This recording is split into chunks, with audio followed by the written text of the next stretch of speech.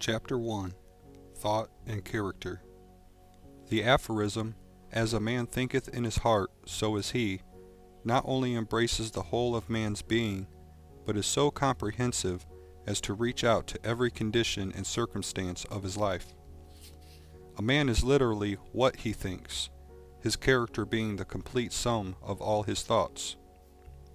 As the plant springs from, and could not be without, the seed, so every act of a man springs from the hidden seeds of his thought, and could not have appeared without them.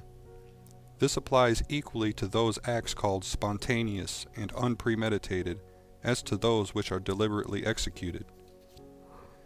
Act is the blossom of thought, and joy and suffering are its fruits. Thus does a man garner in the sweet and bitter fruitage of his own husbandry. Thought in the mind hath made us. What we are, by thought we wrought and built. If a man's mind hath evil thoughts, pain comes on him as comes the wheel the ox behind. If one endure in purity of thought, joy follows him as his own shadow, sure. Man is a growth by law, and not a creation by artifice, and cause and effect is as absolute and undeviating in the hidden realm of thought as in the world of visible and material things. A noble and godlike character is not a thing of favor or chance, but is the natural result of continued effort in right thinking, the effect of long-cherished association with godlike thoughts. An ignoble and bestial character, by the same process, is the result of the continued harboring of groveling thoughts. Man is made or unmade by himself. In the armory of thought, he forges the weapons by which he destroys himself. He also fashions the tools with which he builds for himself heavenly mansions of joy and strength and peace. By the right choice and true application of thought, man ascends to the divine perfection. By the abuse and wrong application of thought, he descends below the level of beast. Between these two extremes are all of the grades of character, and man is their maker and master. Of all the beautiful truths pertaining to the soul which have been restored and brought to light in this age, none is more gladdening or fruitful of divine promise and confidence than this, that man is the master of thought, the moulder of character, and the maker and shaper of condition, environment, and destiny.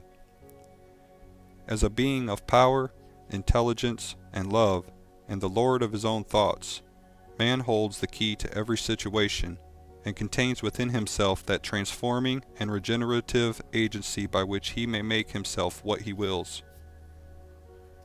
Man is always the master, even in his weakest and most abandoned state.